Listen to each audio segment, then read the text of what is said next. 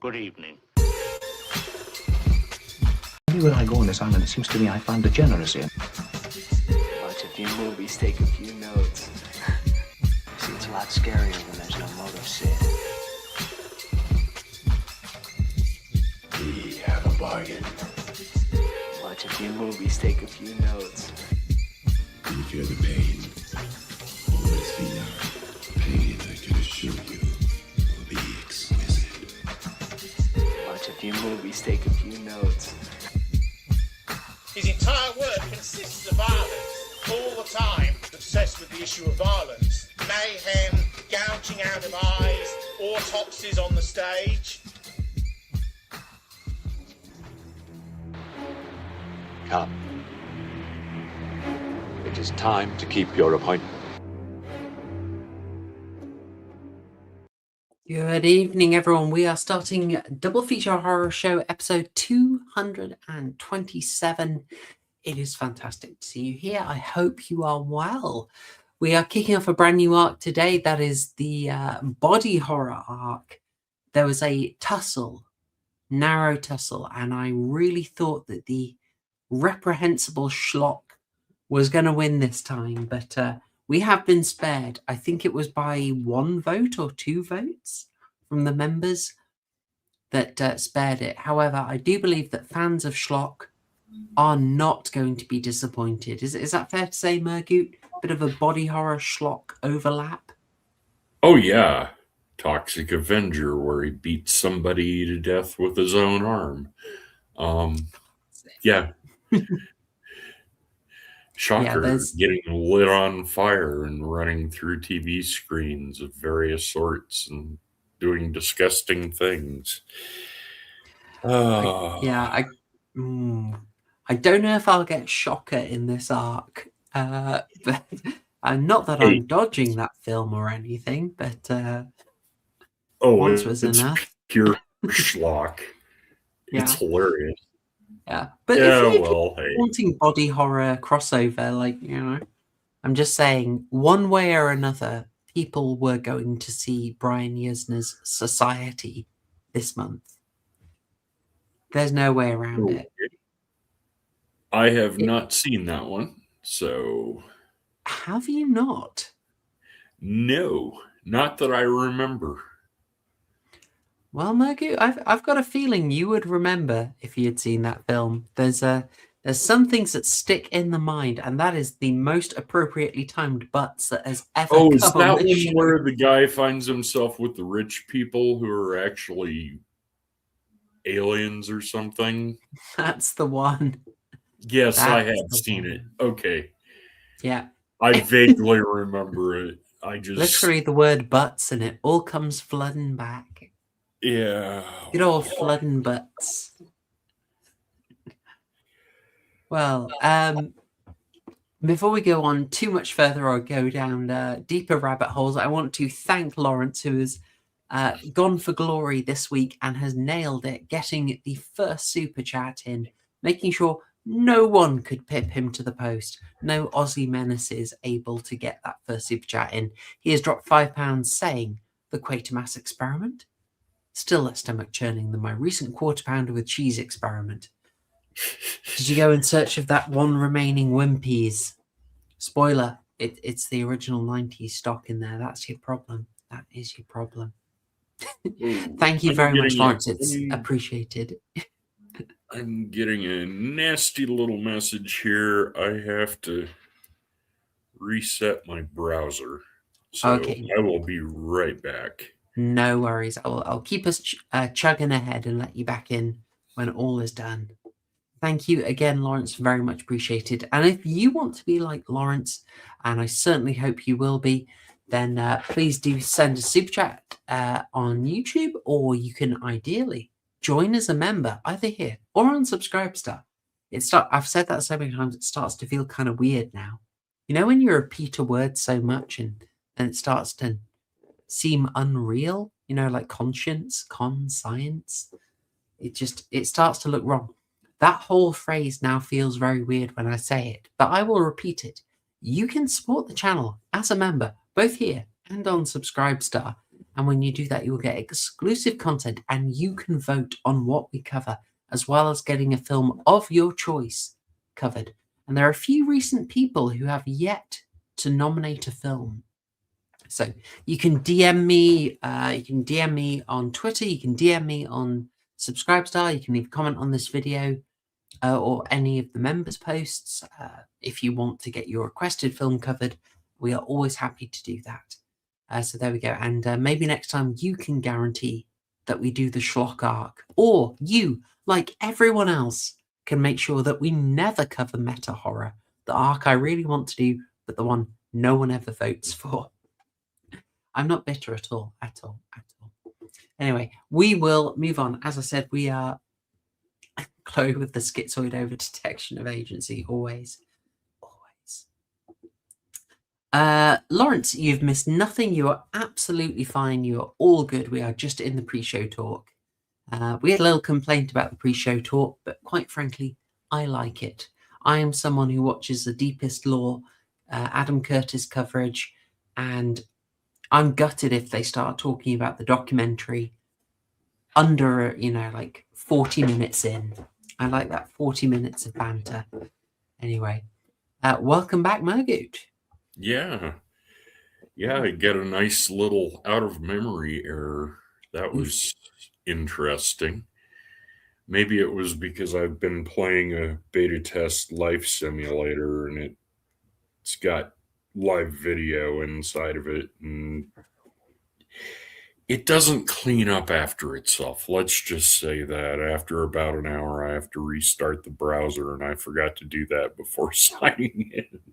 Being out of memory and doesn't clean up after itself? It me for real. Well.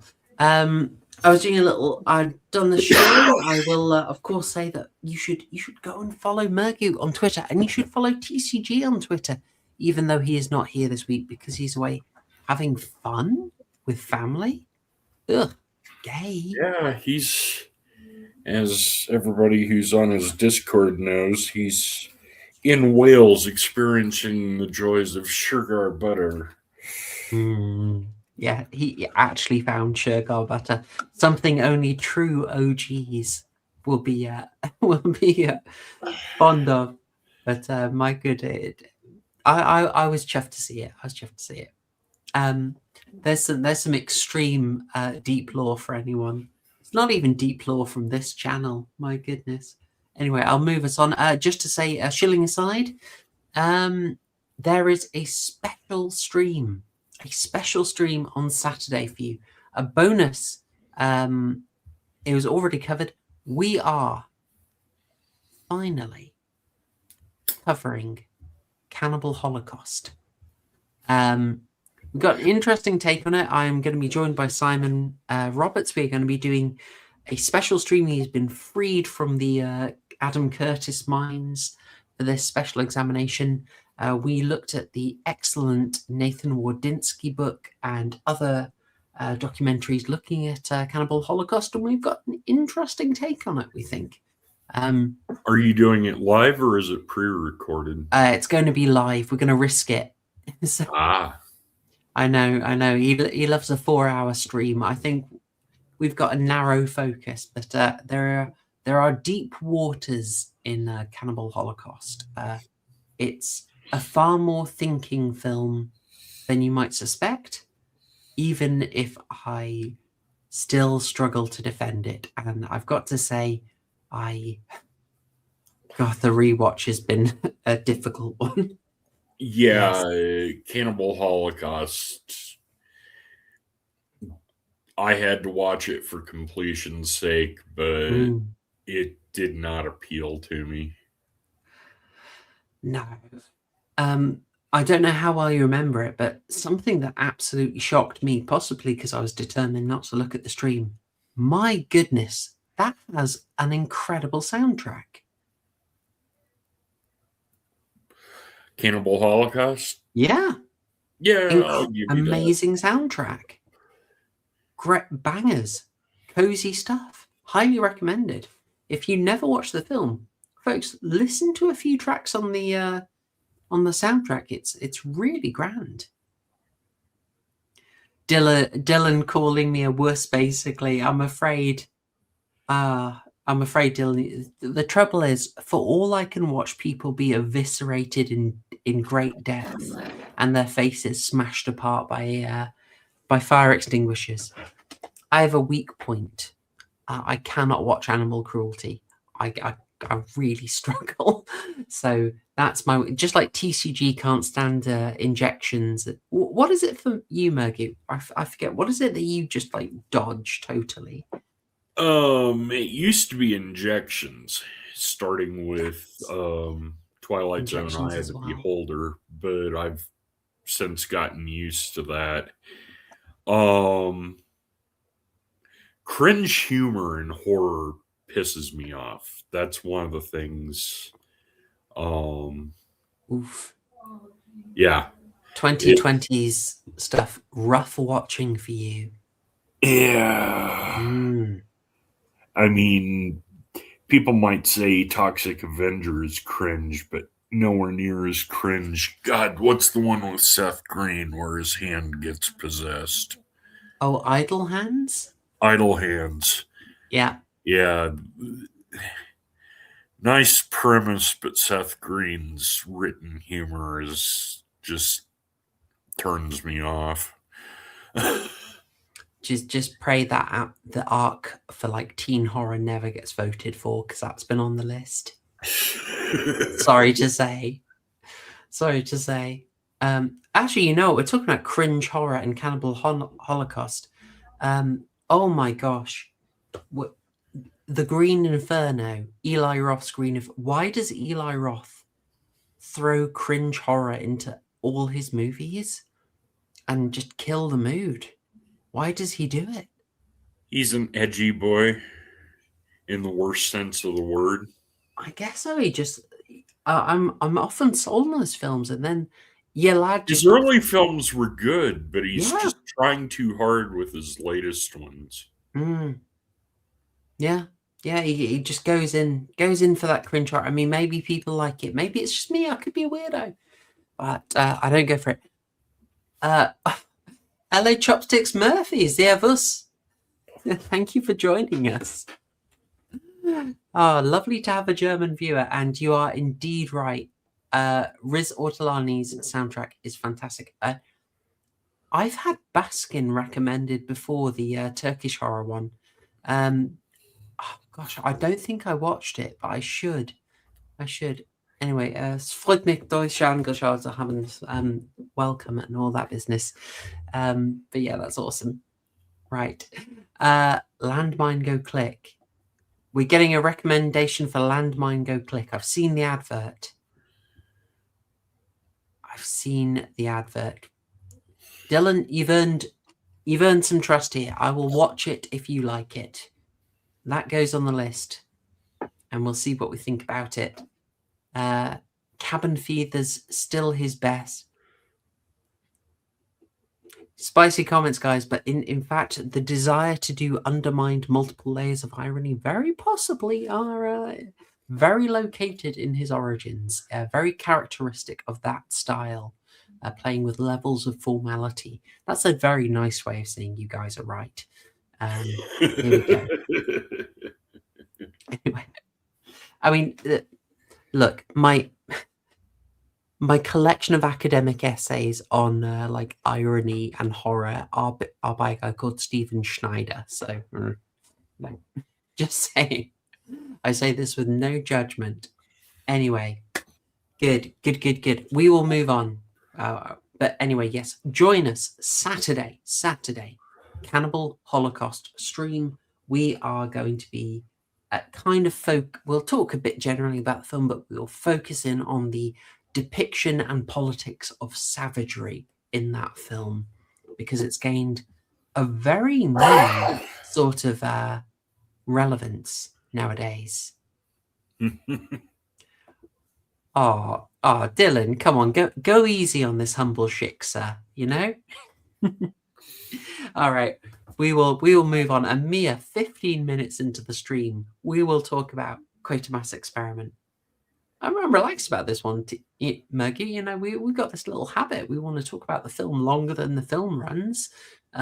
This film's like 78 minutes long. It's very concise, well-told story, follows the short story the novella very, very well. Yeah, yeah. And for 1950s practical effects, it's very, very good. Heck yeah, it is. Look at this stuff. Look at them bringing this out. Yeah. I was amazed at this. Absolutely amazed. That is a good-looking effect. Especially for the time, and with Hammer and BBC being involved. I mean, this is one of Hammer's first big productions, isn't it? It is indeed. I mean, I got chills. I got chills a little bit when I saw it was an exclusive films production.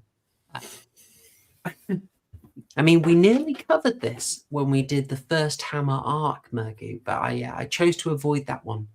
But this could have been a great way to start it. Oh, yeah. People may not know, but Exclusive Films was kind of like the original production company that Hammer spins out of when it's a collaboration by Michael Hines and Enrique Carreras. Forgive me if look, it's a Hines and a Carreras first time round. Then they regenerate 20 years later and their sons take over. And it's James Carreras and Anthony Hines. As you'll see, Anthony Hines directing this. It's quite a lovely tale of, the partners and then the sons of the partners carrying on the company. It's wonderful.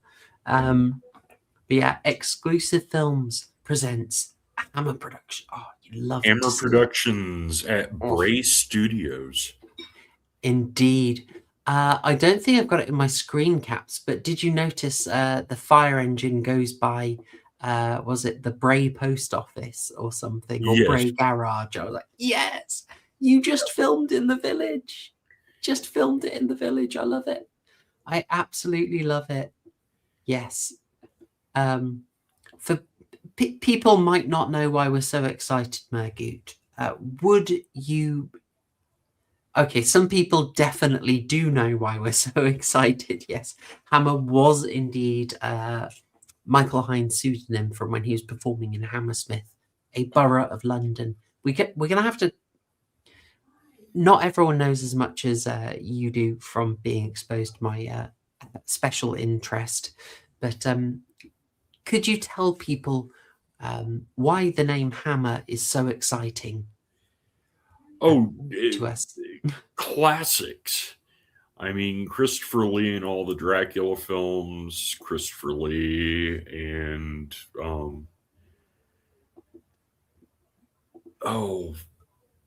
I mean, they had a crew of big name actors and a crew of mainstay character actors. And I'm brain farting. Played Grand Moff Tarkin. Peter Cushing. Yeah. And just wonderful stuff. And the longer they went, the more eclectic they went. And there's some wonderful stuff in there. And there's some... Near the end, there's some utter dreck, but most of it's worth watching anyway, just for... Well, if you're an aficionado of low-grade smut, yeah, Hammer went ham in the 70s. Yes, they did. Yes, they did. Yeah, you're absolutely right. I mean, it was Zoomers may not know, but it was an absolute worldwide phenomenon. And by worldwide, I mean the UK and America. I gather they are very popular in Japan too. Something really weird. Okay, this is totally random, but you mentioned Christopher Lee as Dracula. Mm-hmm. I'm watching Cannibal Holocaust, made by Italians, right? Mm-hmm. And there's a scene in New York early on. And what is what's on a massive cinema billboard? Only the bloomin' Dracula. Like, hang on, how is that? That's got to be a later one, right? Because the original is coming out 59, 58, and Cannibal Holocaust is filmed 1979, so I don't know how that even happens, but just randomly, Christopher Lee's Dracula is on this massive cinema billboard in the in the New York City.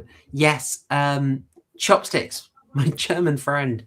The Karnstein trilogy is wild, and I am a huge defender of Twins of Evil. I bloomin' love that.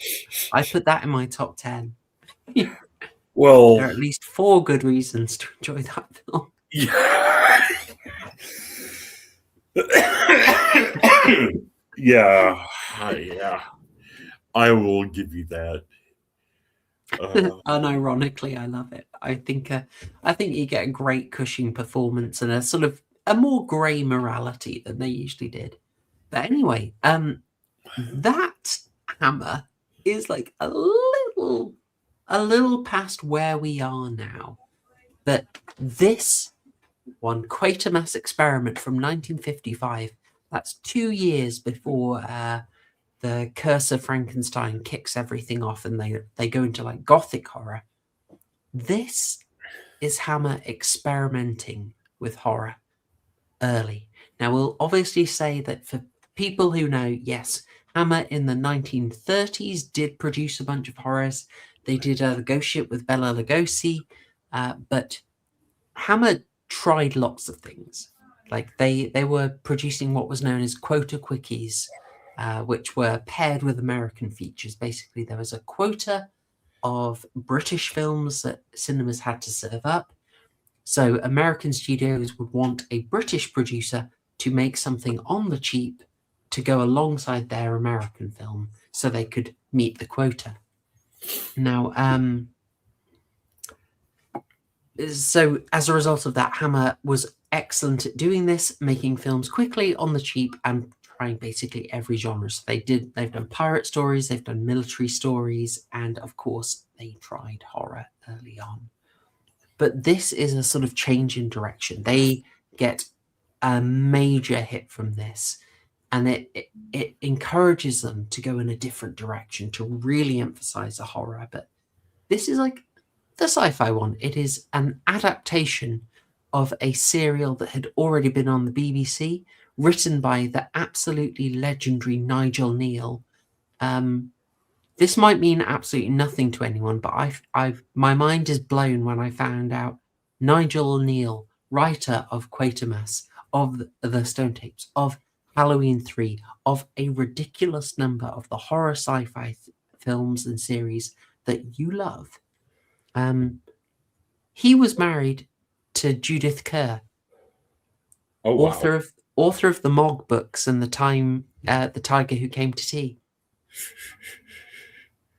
How weird is that? Like, my house is full of Mog books because of Little Horror Show, but and she was married to Nigel Neal, and she modelled Mr. Thomas on him. There you go. Eclectic knowledge that you get from this show, folks. Yes.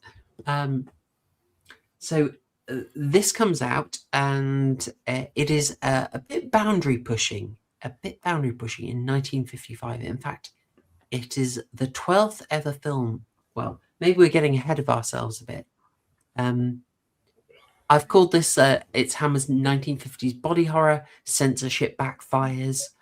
Do you know about the censorship angle of this, Murgoot? No, I hadn't read anything about censorship because I saw about the original serial that they came out with, and then the movie version.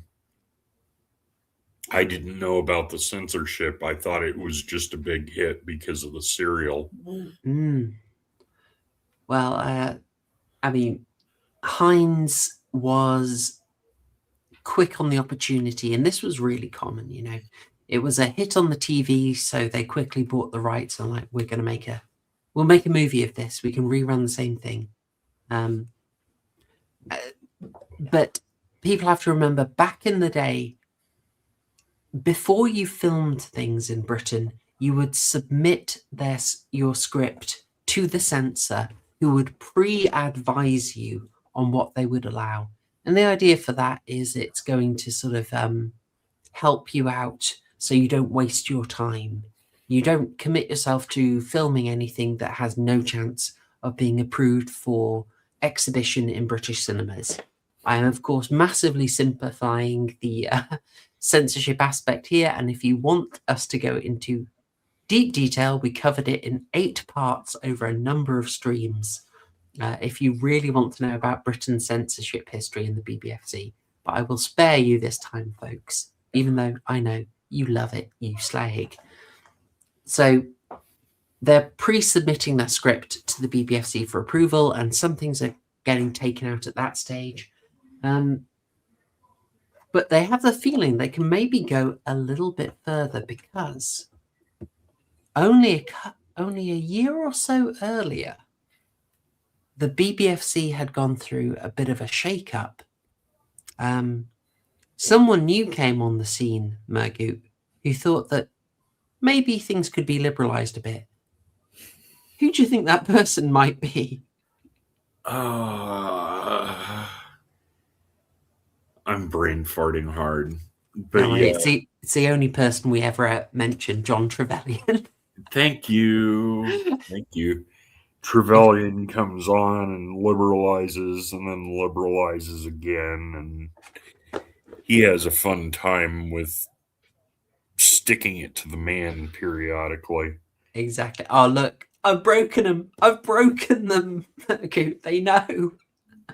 Decent chance if we bring it up, I am probably going to be talking about Trevelyan or Duval. Anyway, so they recently reevaluated, deciding that we don't just have to have our 3 certificates, because prior to the early 50s, we had 3 certificates. You had you had, oh, I'm an idiot, U, A, and H. Yes. God, I hope I'm not getting that wrong. UAH. Let's assume I'm right on that. So either acceptable for everyone, but, universal, basically harmless. Acceptable for everyone, but more pitched to an adult audience. Or, from 1932, H. Again, all audiences admitted, but be warned that this is of an horrific nature, right? But remits had been stretched a bit, and more extreme material was getting in, and so they decided it was time to actually start putting age restrictions on who could see certain films. Odd that it always seems weird to me that it takes until the 50s for that to happen, Oh, the morality got radically different, and Britain was influenced by the U.S. and the Hays Code and the Blue Laws and stuff like that, and with the Americans basically taking over Britain during World War II. They brought a lot of their cultural baggage with them. And yeah. I'm saying nothing about Housewives of Britain and their conduct in that time. All I can think about is the late 90s and the 80s, or late 90s and 2000s, and all the soccer wives of Britain. Just yeah, fair enough. That was us. I'm sorry about that. Look, we aren't proud of them either, Chopsticks Murphy is indeed correct. Yes, Nigel Neal was credited. Carpenter used Martin Quatermass as a tribute to Nigel Neal in Prince of Darkness. Yes, Carpenter, very fond of writing under a pseudonym. Very, very fond of doing that, and Martin Quatermass is a nice one, and very suited for that particular movie. Right. So yes, we've got basically the debut of a certificate that basically says, for the first time in British cinema history, this film is so extreme, we have to stop the kiddies getting to see it. No, God, there's an age limit. You have to be 16 to get into this film. It is that extreme. Now remember, this is a major turning point in British film history. And how does this censorship backfire? It backfires because basically suddenly all the cool kids want that sweet, sweet X certificate to basically show how hardcore they were. I realise I've had this girl having a roll in the hay for about 20 minutes at this point, but hopefully you like her. If you don't mind, I've got a little excerpt to read from one of my favourite research books, Behind the Scenes at the BBFC, giving a little bit of detail on that, if that's okay, Murgoot. Yeah, let's go. Thank you, thank you. Right. The sanguineous Mr. Sangster, reference to Jimmy Sangster, nothing to do with this film, but very relevant to Hammer. If the BBFC could have been rid of any one bunch of filmmakers, however, it would surely have been the boys from Hammer, the company that taste forgot. In the board's view, the exchanges between James Carreras' enterprising little studio and the censor have been extensively documented by Wayne Kinsey in his painstaking study of the films made at Bray, so we make do with the summary here. Skipping. It is particularly entertaining to observe the board of the 1950s trying to extract the horrific from the horror film, a genre which appears to have been seen as a blight on the national cinema. While Hammer's desired approach emphasized the exposure of horrible sights that would cause the audience to wince, the BBFC continually counselled discretion and restraint in visual display, i.e., the opposite of what the audience was paying to see.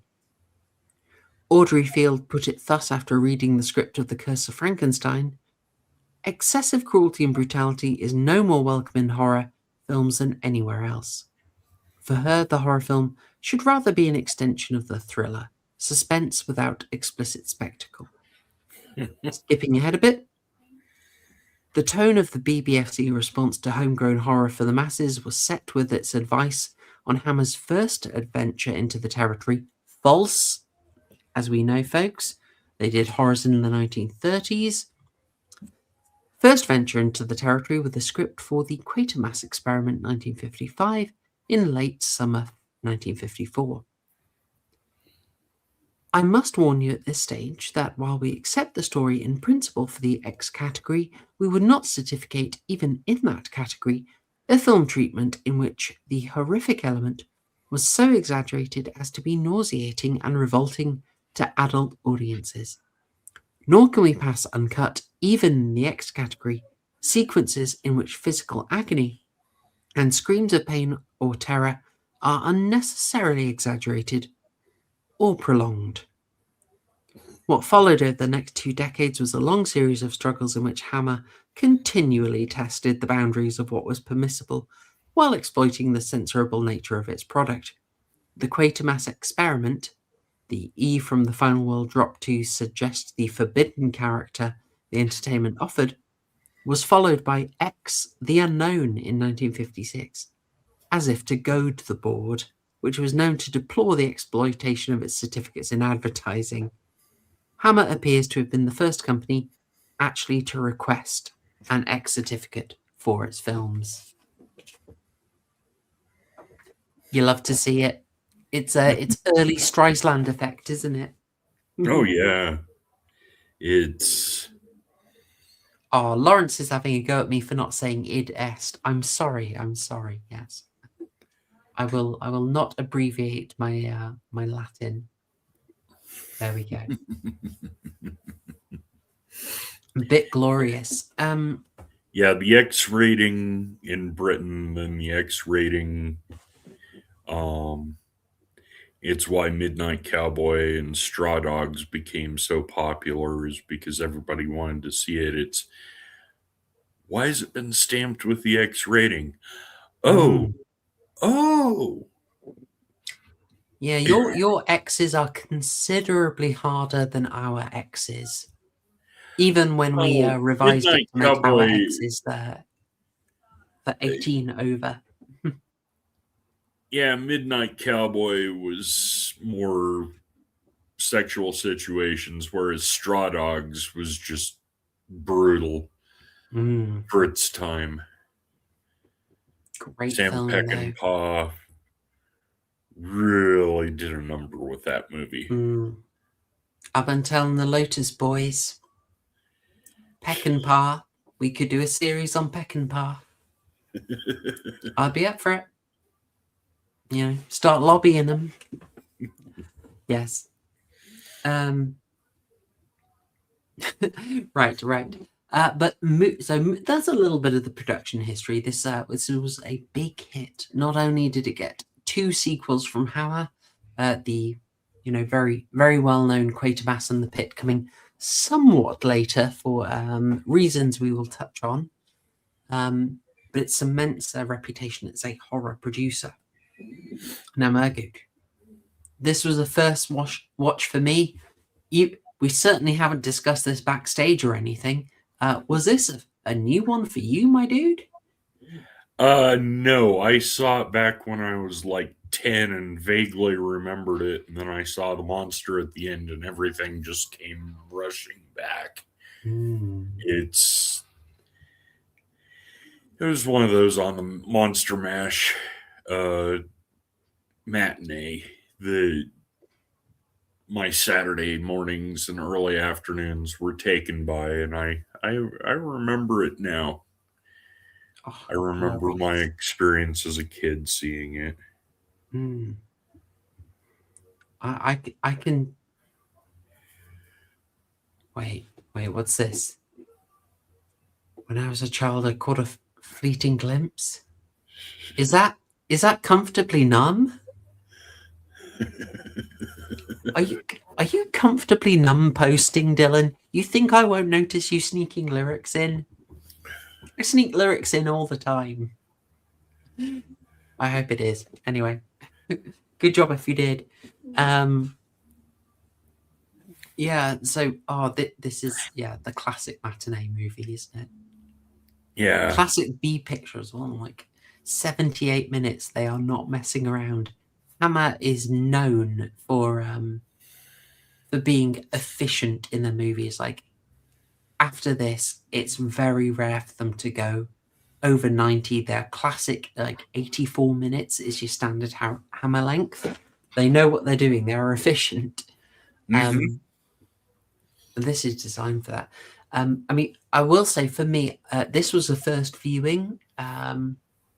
People might be disappointed in my score, but it's not to say that this doesn't have highlights, and it remained very interesting for me, if only because of like the Hammer style. I didn't end up doing like the classic Hammer analysis, is to basically work out which particular one of the 3 main studio rooms any particular film is filmed in. I couldn't really tell as easily on this one. It's like in the Gothic ones, it becomes extremely obvious. You can just tell instantly which room something was filmed in. You can be very autistic on that, and it's just. But after a while, it just becomes second nature. You start looking for the staircase or the window frames, and you can tell which hall they're in. I digress. So some of the settings, farmhouse that they run into is the Coach House Inn. They just film it from a different direction. Classic. It's a coach house, is it? Brilliant. But like that aside, it is visually, it is a extremely different film to everything else. There we go. That's a screen cap I'm looking for. I mean, this is not the Hammer I typically know, but I'm gonna say, Murgoot, I blooming love it. This looked fantastic. And something I noticed, it got here in about 2 minutes. Yeah. Showing what crashed, and I just think it's funny that the rocket ship crashed like a lawn dart and didn't crumple and lay on its side. It just was stiff enough to impale itself in the hole in the ground. Oh, sorry, that sounded bad, but yeah. It's very Freudian of me, but yeah, they had to do it that way. They can't show excess damage or suffering kind of thing. No, they do have to be careful. I mean, some of the stylistic decisions are very obvious. Like, weirdly, they can show a lot more damaged bodies, but they can't show the actual violence being done. Yeah. Like, I think every one of these included just like it seems like a cliche, but when someone's getting killed, it's just like a zoom in on them screaming and then cut away. Yeah. And that's all you see. It feels like a cliche, but it comes from this sort of stuff. Yeah. It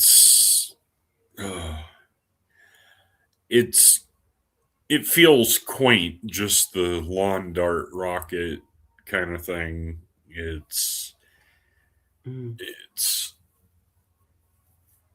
It just brings back memories of playing lawn darts, back before people decided kids shouldn't have flying sharpened needles thrown at them anymore. Used to be fun. Then again, I also played Mumbly Peg and Speed, but these references are lost on poor Britbong like me, Murgoot. Mumbly Peg used to be a British thing, I thought. It's What's knife Mumbly play. Peg? Is it? Yeah. You do various stunts with knives.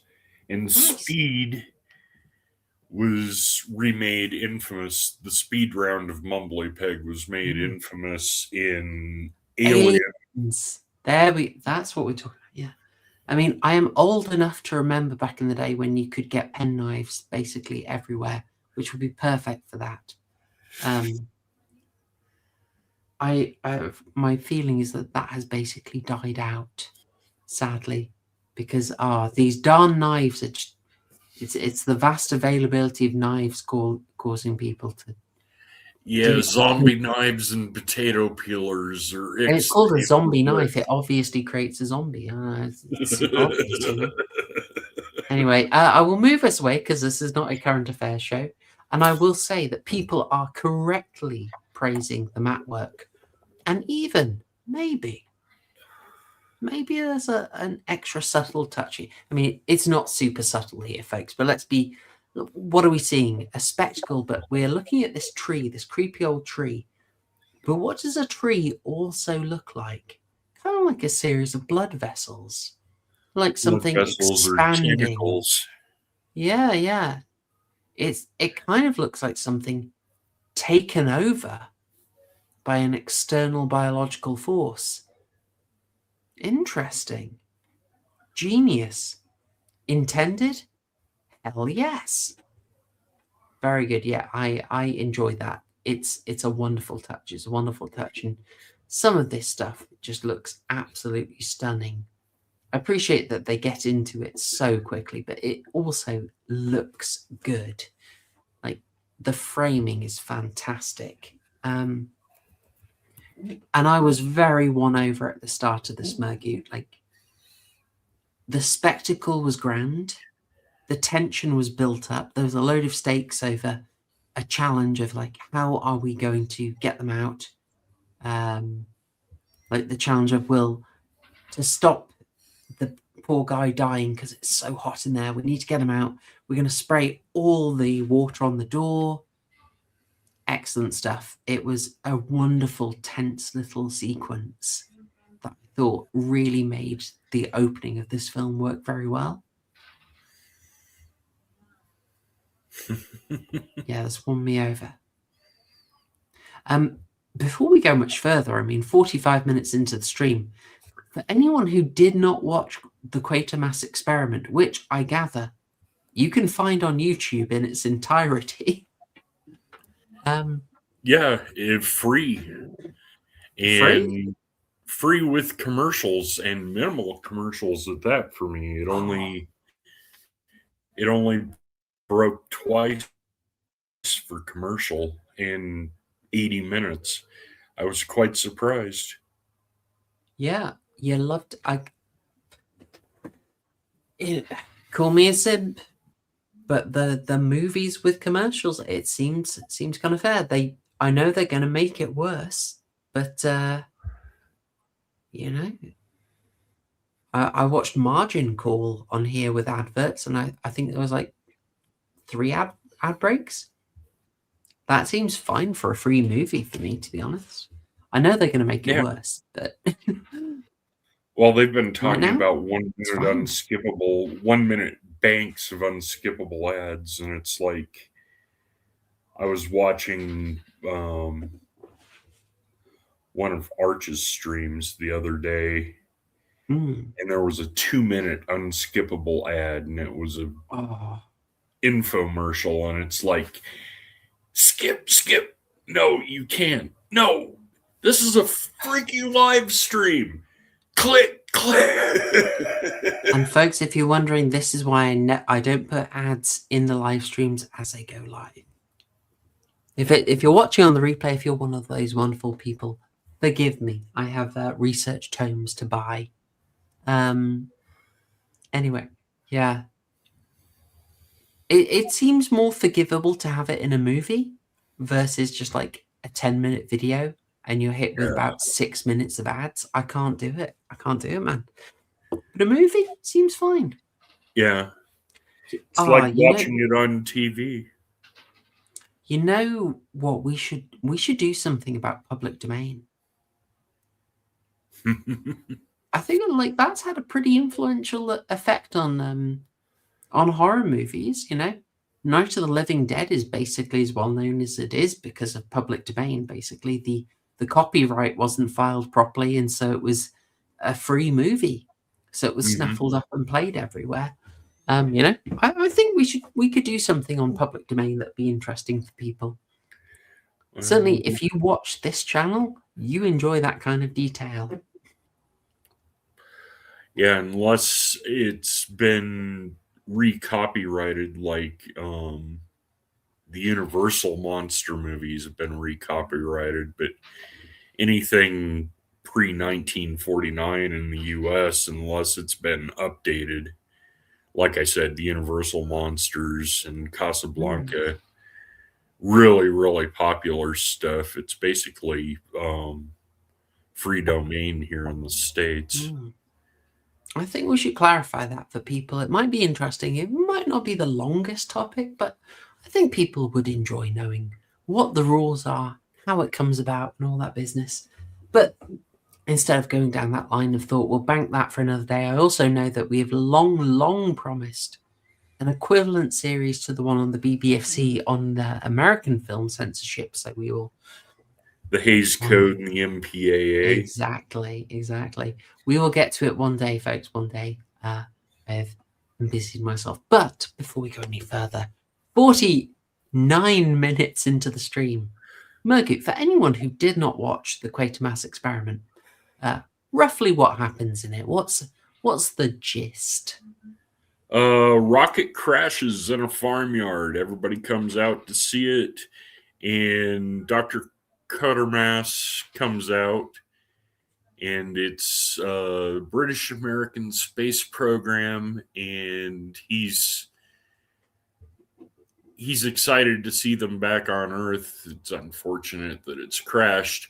Of the 3 crewmen, only one is left, and he basically comes out saying, "Help me," and he's burned and disfigured. And they take him to the hospital, and his girlfriend or wife checks him out, steals him. They find out the infection he has is spreading. He binds with a cactus of all things. He goes on a spree. He doesn't kill the little girl. He doesn't kill his significant other, but he kills other people. He kills zoo animals. All the while, the police and Quatermass are trying to figure out what's going on and how to stop him. And when they finally stop him, Quatermass gets chewed out, and yet a second rocket launches. Everything in a nutshell. Yeah, he's not inhibited, and he's like, no, the experiments continue. Yeah, that'll do. Yeah, that is it. That is it. Oh, Quatermass himself is an interesting character. Played for the only time by an American, Brian Donlevy. I believe I have a better shot of him, so I feel we should have him on here. There's a somewhat controversial figure in Hammer history. Yes, Dr. Enoch Powell investigates. I did think so. I did think so. I mean, I don't think he was the only very deliberate lookalike. Let me get you someone else on screen just for a second. Maybe you see someone in the film who maybe makes you think of the chap on the left there, Mr. Colin Clive. That's enough for veterans of this channel. You know who I'm talking about. We will move back to Right Honourable John Enoch Quatermass. God, I can't unsee it now. I've got a little bit on this that about Mr. Donlevy from Sinclair McKay's book on the history of Hammer called A Thing of Unspeakable Horror. It is my favourite book on Hammer. So, and it contains some rather interesting informal details. Gosh.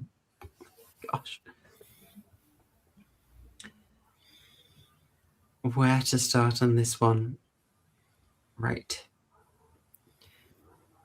At the time, a small concern like Hammer was up against relative giants in the form of Rank and London Films.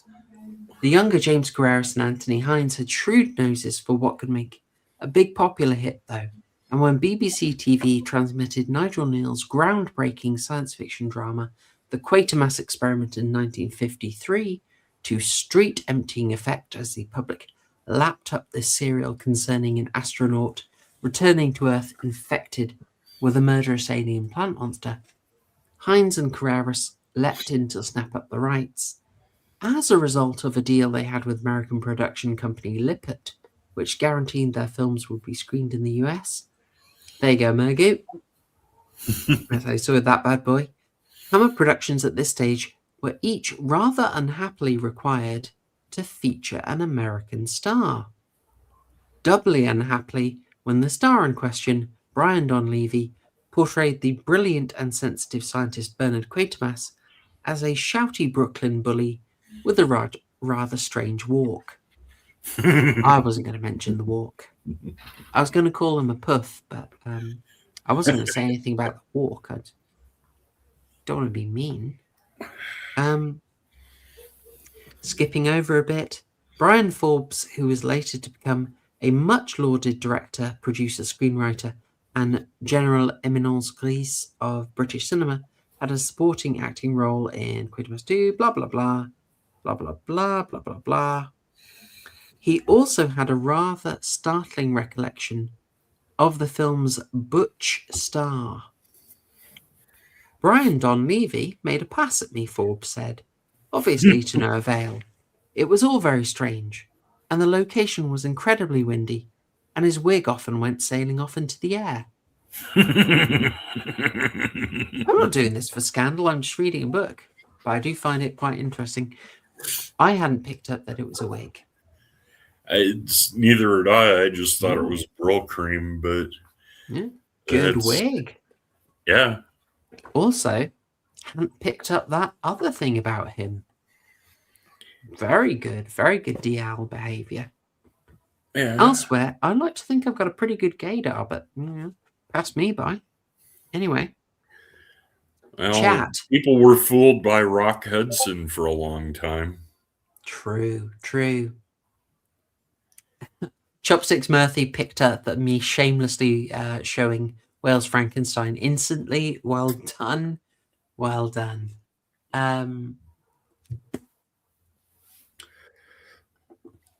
Obviously to no avail. That's a subtle British reference to say that he didn't suck him off. So it's a polite way of saying it. And of course, we are all about being family friendly and polite on the stream. Subtle. But it does bring to mind sort of some of the antics on Spartacus. But that is another stream. Elsewhere, the young writer Nigel I won't go into. I can't Kubrick post Murgoot, but there was some shenanigans happening on the Spartacus set. Let me tell you. I've read about them. Hollywood Babylon covered some of that. Elsewhere, the young writer Nigel Neal was so appalled by the alcoholic, bewigged Don Levy and his inexplicable performance that he withheld the rights to his third serial for a good 10 years. Happily, when Hammer did make Quatermass in the Pit in 1967, they did so with a brilliant Quatermass in the shape of Andrew Keir and a muscular script from Neil. The result was one of the most fondly remembered of the studio's films. There we go. Little excerpt there, but I like these weird little details that he's wigged, drunk, and gay. Who knew? It really livens the film up for me. I will put this in there, seeing as our German friend has already picked up me referencing Wales Frankenstein. Did you pick up quite a few sort of very deliberate Wales Frankenstein references in the film? No, I didn't. I wasn't looking for it. I mean, the mad scientist trope, the doctor's uniform, I can see that here in the pic. And some of the equipment looks very much old experiment-y type stuff. That Bunsen burner that never gets turned off. Turned off, yeah. That was driving me crazy. It's you left for the day and left your Bunsen burner burning. Yeah. And you have live animals in the lab. Are you freaking nuts? I know. Chat, did the Bunsen burner that never goes off drive you crazy? I know Chopsticks hasn't seen the film yet. When you watch it, you're gonna see that now. They never turn the Bunsen burner off. It's terrible. It's a waste of gas and it's a hazard to everything in the place. I know. I've highlighted this guy. I felt he looked quite a bit like Colin Clive as well. He's just an orderly. But yeah, I'll show you Colin Clive again. I had a feeling they were casting quite a few people who had a resemblance to the very famous James Whale Frankenstein from 1931, 32. One of the very first films to get the H for horrific certificate. And I will also get us one of the other more obvious references. Here we go. Now, I'll confess, Murgoot, I did not watch the TV serial adaptation of this. I haven't seen that, but the little girl, that reminded me of Frankenstein. Yeah, definitely. That was the big one for me, I would write off the sort of familiarity, some of the stiff portrayal, the chap turned loose, wandering around. I could write that off as a bit of a coincidence, but I don't know if Nigel Neal put this in, but the coming across the young girl with her doll, by the water. I thought that has got to be a reference to the 31 Frankenstein. And oh my goodness, Lawrence Hendry has come in with some incredible detail. The young girl by the river is Jane Asher.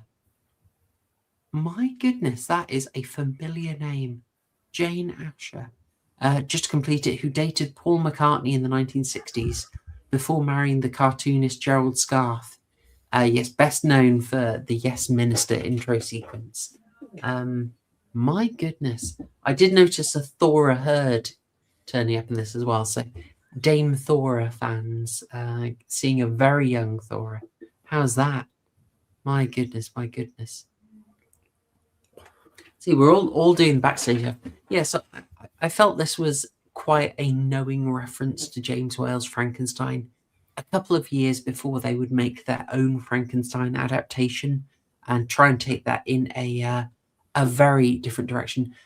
Lawrence, I did see your reference to the act playing, Caron Cabot. I'm so terrible with names.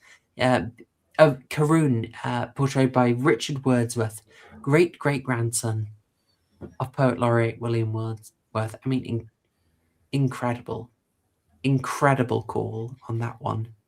Fantastic trivia. No, that is brilliant stuff. Well done. So yes, some references to Frankenstein whilst also doing their own story. We talked a bit about Brian Dunleavy and maybe had a little bit of fun with some of those background details. Did he bother you as Quatermass? Did you like his performance? It didn't bother me. I was too invested in the story to notice the acting too much. Yeah. I'm going to be possibly controversial and say I didn't mind him either. I didn't have a frame of reference. Maybe if people saw the serial with a British actor, they were expecting that kind of portrayal, but I hadn't seen it. So for me, he was fine. And I liked that he was an obvious source of tension. He's kind of like I'm sorry to make the reference, but he's kind of like a Dr. House, Mm-hmm. In a nice way. He doesn't care about people. He drives the story. He's not conflict averse, so he keeps it moving on. I quite like him. I don't really get why Sinclair McKay writes about him as if he's got a terrible portrayal of that character, because I didn't feel it. I thought he's obviously a fish out of water, and he's a driven scientist, and it's the science above all, and he played that part well. Yeah. I think, and he never learns. Like, he's willing to take risks with people to get the job done. And he sort of, even at the end, he hasn't learned his lesson, which is quite haunting. Like, I think the portrayal of him is, kind of like a bully, a little bit sociopathic. I liked it. I was okay with it. Yeah. He's the good guy mad scientist with all the proclivities and none of the villainousness. He's not bad enough to be a villain, but he's still for science all the way. Yes. And willing to take the risks for the greater good. And but yes, those risks didn't always pay off. No. Didn't always pay off.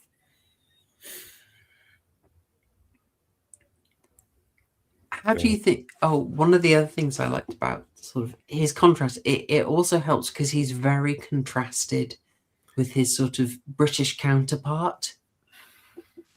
Oh, the like policeman. they get some lovely drama out of this. Like, I adored how genteel he was, and the slow pace of his stuff. He's like, oh gosh, I've got to rush out. It's an emergency. They need me back. And he pauses to put on his tie. Like, now he'd be out the door instantly. leaving in a state, but this guy spends half the film shaving. You know, he wants to make sure he's immaculate, doesn't he? Yeah. Yeah. It's great. Yeah.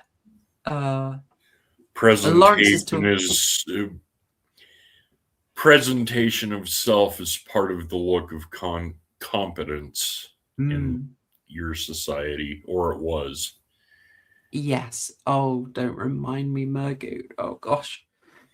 That's one of the things about this is you just roboting on my side. Oh, okay. I will try again. It might have been me actually. I just got a little internet warning, so hopefully we're okay. Now I'm not going to fall into the trap of like saying what you see on the screen is reality, because obviously, you know, we talk enough about stereotypes. Yeah, well, we talk enough about how what we're presented with is a bit unrealistic. Let's you know, remember the adolescence drama from last year, or yeah, last year. Right. For an example, okay, so what's on the media is often serving a certain agenda, but nevertheless, there will be an element of truth to it, often unintended. And I like to feel there are elements of the truth that I see in this portrayal of 1950s Britain that is just, oh, I miss it, man. I miss it. Like, it's so genteel. Well, I was surprised that they showed all the trash on the ground, and it's thinking London was fairly clean at the time, but this is directly post-war kind of thing. Yeah. So. They're happy to show it pretty messed up. I mean, yeah, I don't think they over glamorize it, but we saw a lot of shots with, you know, the young girl just going around a fairly decrepit area. I love the vagrant woman. She was so funny. Oh, that was a great scene. It's one of those things that could have very easily been cut, but it gives you so much flavor. This is a bit of a Hammer classic. Is a little bit of comedic relief driving the plot forward. Yeah, they like something pitched at the groundlings. They were very fond of that. I don't think they use it to undercut the horror the way, like Eli Roth, when he does it, it's often in a kind of Marvel movie way. You know, like in the Green Inferno, the moment of like the most great terror, you're just seeing one of the people, the protagonists, sacrificed, torn apart, castrated, and then someone has like comedy diarrhea, and you're like, oh, that kind of wrecks the mood of this wonderful, horrific stuff. Oh, I'm taken out of that. Whereas this one, in this scene, you've got a bit of a, let's just call her Edna, and Edna, the inebriate woman, who's got a bit of a, you know, it's not disrupting the comedy, it's adding to it. And it's maybe adding a bit of comedy, but it's driving the plot forward rather than as an aside to break the mood. Exactly. Hammer, and I think Hammer was possibly also moved to do it to make it a bit more palatable to the audience, you know. To the BBFC as well. There are lots of little touches in this that are quite interesting. Like basically, she's very well known to the police. She's obviously known as a vagrant and a drunkard. But she's also very careful not to admit that she's a vagrant. Like she's making excuses. Like the doctor says she has to rest her legs a lot. So she was resting in a doorway. And she's doing that so that she can't be arrested for vagrancy, which is quite handy. Yeah, and then him giving her the crown as a reward for bringing the information forward, and this should keep you from being hassled, kind of thing. The old vagrancy law where they can't pick you up if you have enough money for cab fare and a coffee. Yeah. Oh, I did not know that. I'd be honest, Murgoot. I assumed In the it was US, we had those laws, and as far as I know, Britain had those laws too. We have, yeah, I know we have certain sort of vagrancy restricted areas, but I didn't know about that specific detail. That's quite interesting. I Those had have just fallen assumed off it the was so book. she could get a bit of booze, to be honest. Yeah. It's while she made was it gin fairies? So it wasn't the gin fairies I was seeing? No. And then she faint my legs. Woof.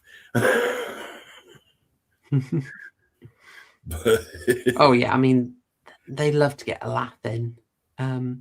Yeah, gin goblins. We all enjoyed the gin goblins. I mean, probably Gin at the time goblins. she was it might not have happened at the time she was getting it, but you know, London does have a history with some rather shocking gin. Like, I mean, when you hear about bathtub gin, Well, I just saw something the other day that at one time there were the British had 25 slang terms for gin at one point and 10 for rum, their favorite drinks. Oh yes. Do you know about the old Puss and Gin shops? It's brothels. No. It sounds like that. Sounds far dodgier. An eccentric managed to get around the sale of gin ban by setting up a shop with a statue of a cat, and you could give the cat a coin, and the cat may grant you a prize. Now, the cat would pretty much always give you a small bottle of gin, but what the cat chose to do was, up to it, and it was a randomized thing, but it was basically a way of getting around it. He was in no way selling gin, but pretty reliably, when you put coins into the cat, you got a bottle of gin. But that was all happening on the outside of this building, and he could, of course, that enabled him to flee in time if he were ever investigated. Yes, Puss and Gin shops, look them up. They're quite wonderful. Also, look up bathtub gin. There's a bit of a resurgence. Bathtub gin. I think people, yeah, old U.S. Prohibition times, making bathtub gin, going blind for the fact because they didn't double decant or burn the methanol off. Yeah, great stuff. Gotta do it. You can get if you're in Britain, you can get Old Tom bathtub gin, and I will say I'm rather fond of it, although it has been a few years. But it's done deliberately, like an old time, like Hogarthian package. But I enjoy it. I'll move us on to some of the rather disgusting body horror elements. It occurs to me, Murgoot, that we are in the body horror arc. We should probably talk about body horror. Yeah, when he escapes and something snags off of his body and they find the piece of it and it's still alive and they put it in the tank with the rat and it starts growing. And then they separate them and it keeps growing and then it starves to death, which gives them a clue how to defeat it. We should probably we don't have to get the perfect answer for this, but we should probably tease out what makes something like, what is body horror versus other kinds. Like, for instance, why is this not just a monster movie? Like, what's the boundary between a body horror and just a creature feature? The monsters created, born, whatever, and it's a whole picture. Body horror is the transformation from something seemingly normal to something obscene.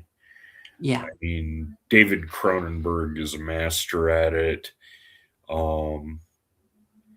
Videodrome. his work with Clive Barker on Nightbreed, where the guy scalps himself to become one of them. It's things like that where the normal suddenly becomes the abnormal, and it's rather gross. It's frighteningly gross. Yeah. A+. I think there's a demarcation that the monster is just the monster. It's not really wrong. It's meant to be that way. The monster is meant to be a monster. Whereas the body horror is about someone you identify with becoming monstrous. Yeah. It's got to be about something behaving in a way it shouldn't. Like, the metamorphosis into the you're not meant to identify with it. It's like, it is what it is, but it's that dehumanizing loss of control, the unnatural movements, unnatural transformations. I think that's what makes it. It's the empathy being challenged. Here, Dylan Roth, young Debbie Harry. Oof. Yeah. Oof. Under-recognized scream queen. Every not many horror movie appearances, but where she does appear, she does a pretty darn good job. We like a Debbie Harry. Music's excellent, and I still remember my friend and I finding the stash of Playboys, whereas her first appearance in Playboy from like 1970, 1971. But yeah, we'd just seen Videodrome and we came across that, and it's wow. Sticks in the brain, doesn't it? Yeah. Talk about transformative. Here's one from Lawrence. As Alien isn't described as a body horror.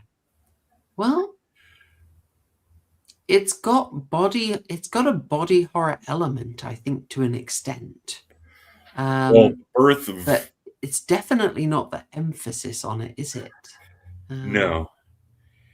Body horror, the emphasis is on the metamorphosis itself, whereas you can have horrific effects like the alien egg hatching in John Hurt's chest and exploding out. That's horror. Body horror is a metamorphosis of the protagonist or the secondary character becoming the monster. One way or the other. There's definitely a leakage, and as you know, we're in the 50s here with this film.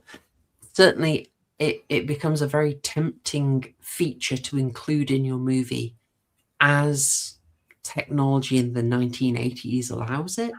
I'm thinking particularly of like werewolf movies. Movies, or the remake of The Fly versus the original. Great example. Fantastic example. It's a technology enables them to take that story where someone becomes a monster and like really emphasize the transformational aspect of it. Like there was always a transformation, but the slower process, the emphasis on how a body changes, that's able to be really foregrounded. Yeah.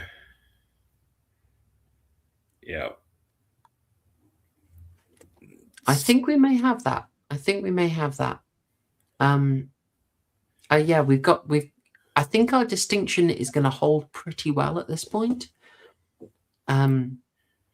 It's interesting to also note that I believe of every film I offered people, and for anyone watching on the replay, once the body horror arc had been chosen, I gave people a choice of 3 films to consider, all from the 50s, one of which was First Man into Space, which inspired this, obviously the Quatermass Experiment, and The Wasp Woman. I believe every single one of them uses radiation as the key element in transformation. So you very much a fear of the time. for very obvious reasons, but just worth noting, every single one of them. It's about radiation. Yeah, Chopsticks Murphy and Dylan Roth. Yes, Altered States falls into it, especially the hallucinations. Ooh. John Hurt's character is meant to be boring, pretentious, and pedantic, and his evolution into a bestial pre-human, at least in his mind, is part of the horror of it, going from somebody upright and pedantic to totally bestial as part of the horror. Would you recommend we cover it in this arc? I don't know if it's true. It's partly body horror. I wouldn't save it for later for some of the more bizarre hallucinatory and dream sequence type thing. I mean, if you want body horror schlock dream state, I mean, there's Dreamscape, there's Altered States, there's several others that we could reserve for an arc of their own. Okay, fair enough. In These Goings Down has sent $5, very much appreciated. Thank you. Saying the term body horror seems bougie sociologist to me. Well, we love pretension here on this channel. Like folk horror, could I be wrong? Transforming into something not human seems urtier, and ur, which I struggle to pronounce, meaning sort of at the very root. So the very root of horror. I assume by that it's almost like saying, oh, it's a horror about death, you know. Well, basically everything is about death. You know, are we really... Is mutilation of a body horror? Why not? This is a genuine good question. And I'll put my hand up and say, yes, over-categorization is sort of like a stock academic trope. We are not an academic channel, but we do like to go into our academia. We like to raid it, and we like to think about things of deeper level. But sometimes you can over-categorize. Certainly something like post-horror is a very questionable categorization that we've problematized, as the academics like to say. But the question, I think, is, are you getting at something specific? Is there something distinct enough that you can cluster something and have a meaningful group? Like, can you talk about the slasher subgenre and meaningfully be talking about a group of films that could be easily identified by tropes? The same with like a creature feature, or why is my brain leaking out any of the other splattercore, things like that, right? Yeah. Distinct genres inside a genre. I mean, body horror, David Cronenberg sort of made it come into its own just because of the weird, horrific effects being shown. Like I said, he's a past master at it. Splatterpunk is its own horror genre, mainly in written fiction, but there have been some attempts made on screen. They don't really carry over well. Yeah. I think it's just extreme cinema, especially the French, the Italian, Cannibal Holocaust, a lot of the French extreme, Serbian film, that kind of thing, that are genuinely squick-worthy. Yeah, I mean, extreme is like probably one of those candidates. Like, it's very grey. Like, finding the boundary where the extreme cinema kicks in is a really tough one. But I find it useful because when you pick out subgenres, you're often able to use that as a basis for wondering, like, why does this exist? Is there something happening at the time that kicked this off? is it a purely commercial decision, like slashers to an extent? Kind of just purely commercial. But it gives you, if that grouping exists, as it must for these subgenres to even be worth talking, it's interesting to ask why it exists. Why then? Why there? Why in that form? You know, to repeat something we talked about quite a bit in our obscure 70s horror arc, why were so many of them really concerned about the youth going out of control? Like, what was it in the early 1970s, late 60s that has so many disproportionate horror films focused on the youth or children going out of control? You know, those are interesting questions to ask, basically. Versus something like, say, Lovecraftian, which is massively spread out and not concentrated in any particular time. I think the closest it gets to concentration is like just when a couple of filmmakers are really, really into him, and so they make that their main output. Who was it that brought it up? Yes, Chopsticks Murphy, Stuart Gordon's From Beyond, Lovecraftian body horror. Brilliant film, done on very the cheap, underwatched, wonderfully done. The pineal gland oozing from somebody's forehead, and just yeah, hilarious movie. Very much super underrated.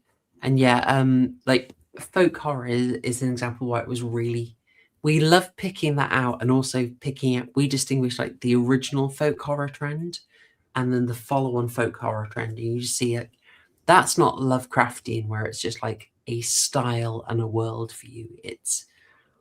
They were clearly responding to something very, very different. I'm possibly over talking about it, so I'll bougie sociologist. Yeah, guilty. I am. I am a little bit, but there we go. I think there's something in it myself, and hopefully you forgive us maybe over-examining things in that vein. Yeah. Support for the channel, very much appreciated. Yes, John Goss, TLDR, yes, the greatest generation looking at boomers and thinking, what have we bred? Unironically, they're looking at it and saying, oh crap, they've gone wrong. That's why you get The Exorcist. That's why you get Girly and all the others we talked about. Yes, Daniel Hall. I've seen Leprechaun in the Hood. I've seen Children of the Corn 1 through 4. I didn't bother with anything past 4. That's dedication, 1 to 4. Yeah, well, I used to like Stephen King schlock films. Children of the Corn was great for that, especially the first one. Leprechaun in the Hood was just for a drunken laugh. Oh dear. It's look, if schlock wins next time, man, you never know. You might be going back. You might be going back to the Hood with your Leprechaun. Oh God. You shouldn't have brought it up. Oh. I haven't seen it, but you know, it's come up so many times. I feel we have to at some point, you know, maybe we've talked about a blaxploitation arc. Could happen. Oh come on. We got to do Blackula. We got to do. Heck yeah. Oh. People Under the Stairs totally counts. Yeah. People Under the Stairs is classic. Exactly. It's one of the few horror comedies that actually still stands up really well. Beat Shocker in any case. Oh yeah. We've just been having this in the Shocker's just fun when you're drunk and enjoying yourself. Mainly just because of the soundtrack and Mitch Pileggi chewing the scenery. Chopsticks, I think... I don't know if Children of the Corn 3 was directed by Anthony Hickox, but I believe his father made Theatre of Blood. I could be wrong, but I think he did work on a Vincent Price film. Also, if you didn't see it, we did a series doing a biography of Vincent Price. If you want to look back in the archive, it is of course spread across many streams. But if you're interested in Vincent Price history, you can do it. There we go. See, some of it sticks in my head, despite having an absolutely atrocious memory. Anyway, something we didn't talk about in this is just like, oh my gosh, look at this pharmacy. Look how civilized it is. Isn't that glorious? Oh. This kind of thing that always distracts us. We watch an old movie. It's just, especially if they go in a pub, it's sort of, oh my gosh, this is what they took from you. Yes, Dr. Prepper, a slice of Price. I'm glad we remembered it was Theatre of Blood View. Excellent. Yeah, that's the one. That's the one. Classic. Oh, right.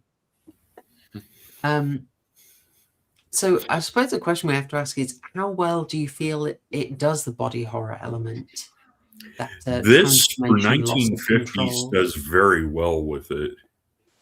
The practical effects are pretty awesome. This was pretty cool. The puppetry was, compared to the 80s, was kind of but for the 50s, it's brilliant. And just the shots of the eye moving around, that was excellently done. And just the creation of the crab-like body with all the pseudopods.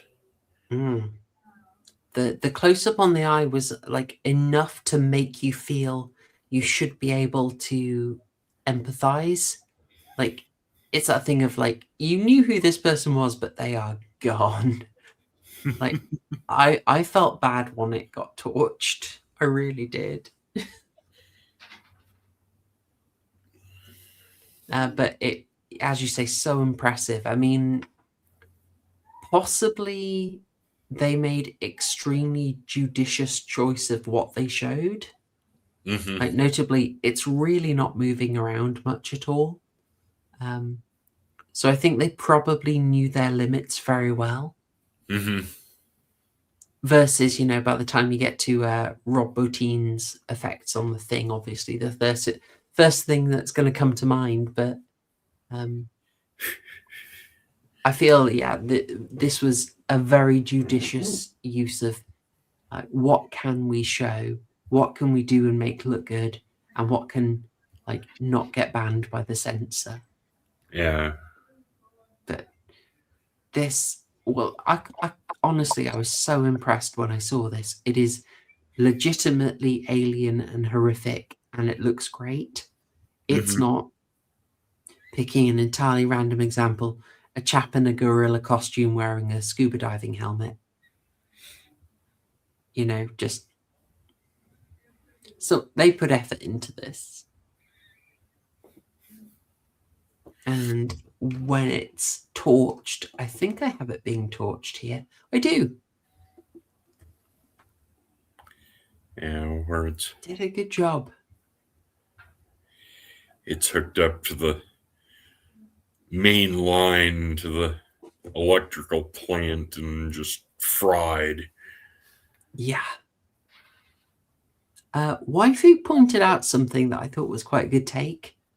Something very characteristic of this film is before they electrocuted it, there's 90 seconds or 2 minutes where they have to set up exactly how they went about rerouting all the power.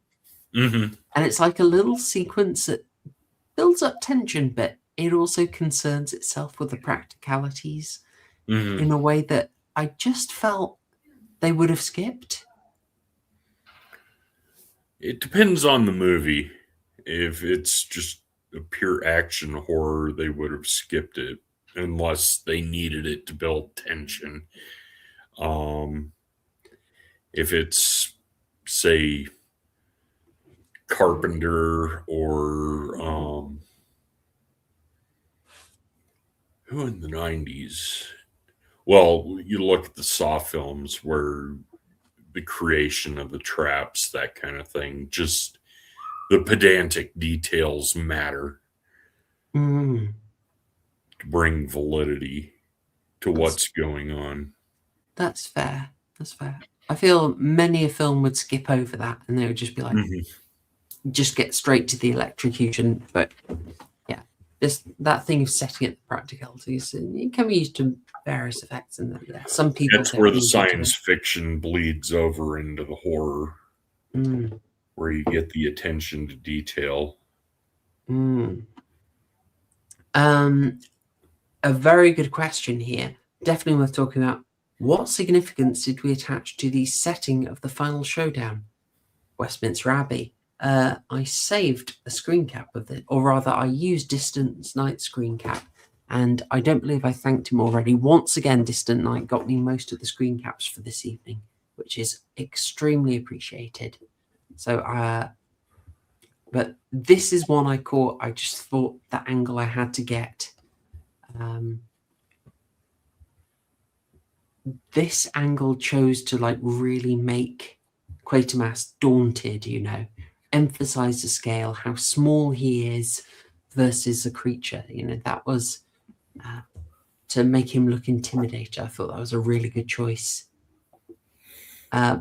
Before talking about the significance, how about yourself, Murgoot? What did you think the significance of setting the finale in here was?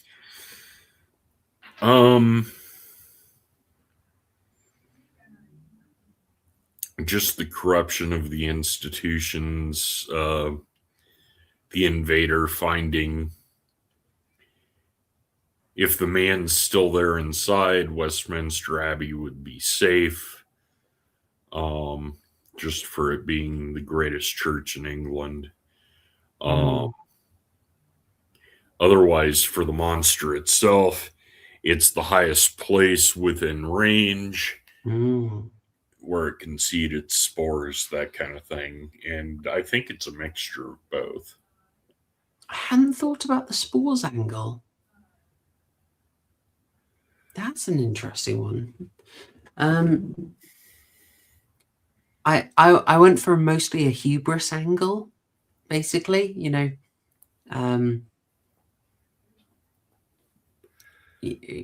what goes wrong in the very beginning. It's the eating of the tree of the knowledge of good and evil, aka the attempt to gain greater knowledge, to elevate yourself, with wisdom so you know better, which is Quatermass, really. He doesn't see the limits. He wants to exceed them. He thinks he can make all the decisions himself.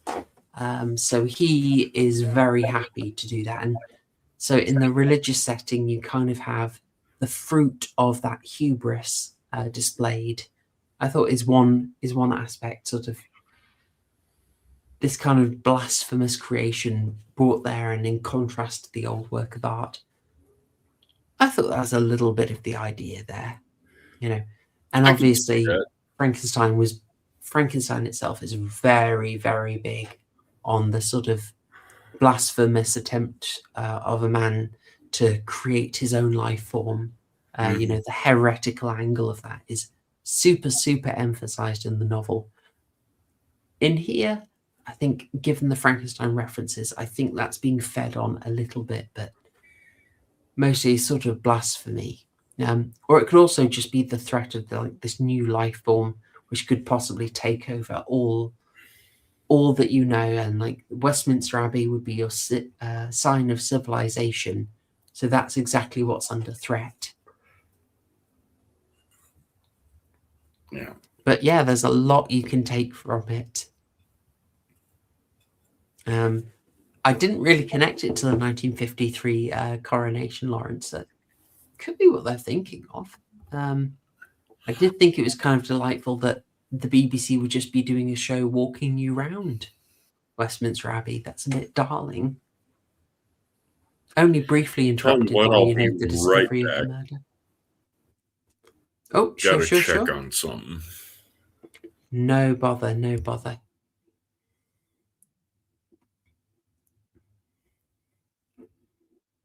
Okay, so that the reproduction angle is being popular. If it's trying to get up, it would have to get on the outside, release its spores. Would it be able to do that? I'm somewhat sympathetic to the idea that possibly Karun is, if he has some level of control remaining, is he trying to seek sanctuary and comfort? I quite like that.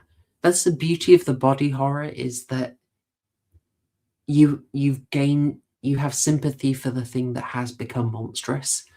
And if he's come in here as kind of like a sanctuary, then him getting fried has a really tragic aspect to it.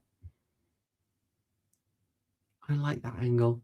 It may not hold up, but there's a certain ambiguity about it that don't worry, Lawrence, do not worry about reaching. Do not worry. Not on this channel. We love it. We love the reaching here. So I'll move us on from that very impressive specimen and just go for the ending shot of Quatermass walking off. I didn't notice a funny walk, chat. I didn't notice it at all. I think he walks just fine. Just fine. But the fact that he... I'll tell you something that did stand out to me, actually. Once the monster was fried, I was genuinely like expecting the film to end within about 15 to 20 seconds. Which is a Hammer habit from Curse and Frankenstein onwards. You will notice this. Once the villain is vanquished, the movie kind of basically ends in under 30 seconds. Watch for that. So I was expecting it for this one. The fact that we get a bit of a follow-on scene of him walking out, not really listening to people, and just continuing to walk on with his mission. You know, this shot here is very much showing you a man with the road ahead very clear. Like literally, his way is lit. It's almost like his path ahead is lit. It's super clear. He knows where he's going. And we then immediately see that next rocket going up. That Faustian burden, man. Faustian burden. Yeah, exactly. Exactly, Dylan. It's made more jarring as well by the fact that your old school movies, and I don't know when it starts switching, that would be a nice thing to look at, is when did the movies switch from the credits at the start to the credits at the end? When did that become common practice? I think we should look at that, because that has an additional jarring effect, I find. When you've had the credits at the start and then you get the sort of very quick ending as well that Hammer likes to do, it can become very disorientating, you know? Just your movie ends and you're like, the end is displayed, and then boom, and you're like, oh, that's done then. Okay. Mm-hmm. Do you find that, Murgoot, that the abrupt endings of old films leave you thinking a bit like, oh, hey, what's going on there? Depends on the movie. Sometimes they wrap up well. Well, they wrap themselves up.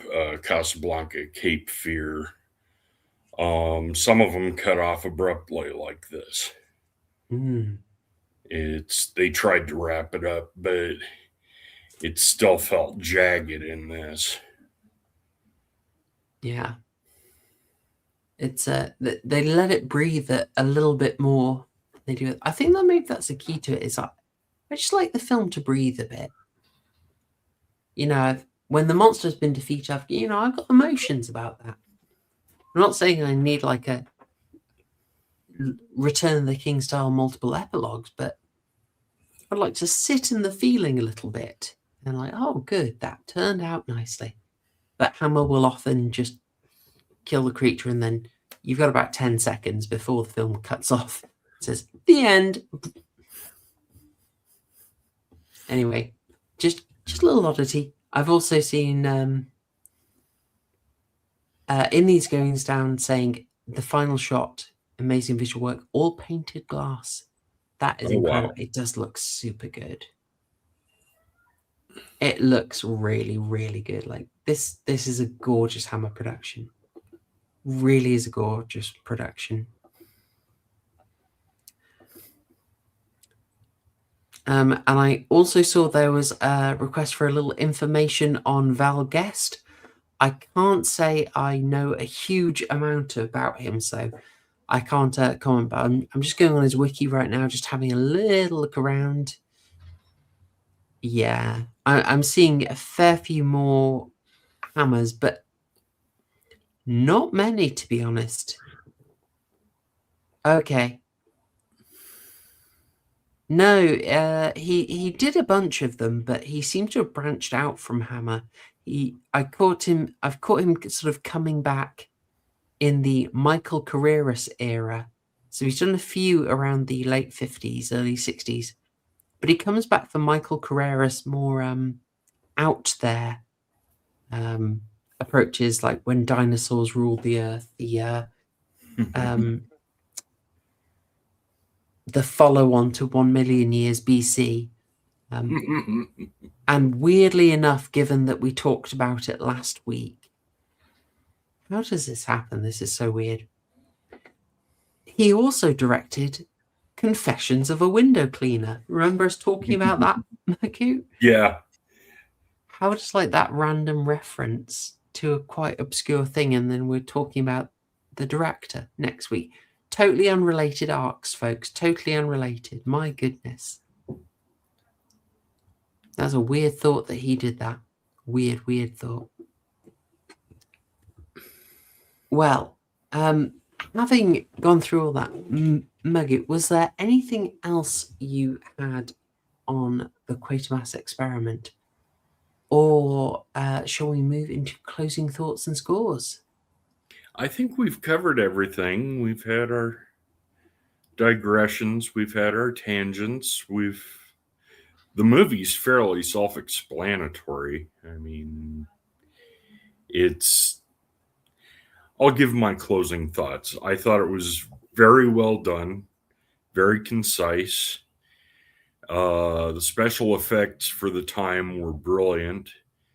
Compared to today, even they beat some of the modern BBC special effects, which, considering it was early 1950s when this was made, it's all in all, it was a very good film. I really enjoyed it. The cinematography was great. As everybody said, the matte work was great. The acting was fairly average for a Hammer film. No real chewing of the scenery, which, aside from the Vagrant Woman, but she was meant to be that way. Overall, I give it 10 burgers, a little sliver of cheese, not much ketchup, but a whole lot of ectoplasm. Wow. Well, it's fair. You're not alone there. There's another 10 from Paul. We've got an 8 from In These Goings Down. Lakey's gone for more of a reserved 6. You're right on the lack of scenery chewing. I think it's only the Vagrant Woman and the Zookeeper. Getting a lot of zoo scenes, aren't we, weirdly? Anyway, Dr. Prepper also going for an 8, so also pretty high. I don't know how I stand by this, Murgoot. I mean, I don't want to upset people, but I think I might go for something closer to a 5. Wow. I don't want to be too scandalous on this, and I don't know how well I can defend this. But so for that score, I think the effects are really solid. The opening sequence I really, really liked. I liked the Frankenstein tributes, and the visuals are great. But oh no. Oh dear. 5 was going too far. Oh, bless. And good use of the member chat there, Lawrence. You too can use a member chat if you etc. I think, yeah, it's rare that I have the lower score on here, but I did find myself, and this might be scandalous, for a 78-minute movie, I did find myself feeling a bit of quite a lag in the middle, a bit of a, oh, where are we going with this? What's going on? Like, once he'd escaped and spooked his wife, and going to the zoo didn't really, liven it all that. Do I have the zoo image? I thought I had my image of him having killed here we go. Around the time this happened, I was sort of feeling like, oh, where are we going with this one? It's sort of crazy that a 78-minute movie could feel slow, but it really did for me. Kind of everything after he sort of escapes a hospital, caves in the chap's head, and scares his wife in the car, who is doing a fab job of smoking in the car. Mm-hmm. Oh, this is what they took from you. This is what they took from you. Eddie Bernays rubbing himself silly to completion at the sight of this woman enjoying her freedom stick. Very niche reference for you people there. Very niche reference. So, yeah, feel sad to say, but a 78-minute movie did a lag for me, and that's where I started to lose it. I also I can't say any of the performances knocked my socks off the way like a Peter Cushing does in Curse of Frankenstein. Yeah. So that drags it down for me. And this might be really unfair, but I'm kind of grading on a curve. And I know there's so much better stuff to come from this studio. So for that reason, it gets a 5. 5 isn't bad. It's only just under the 6. So it's 5 for me is like, yeah, give it a go.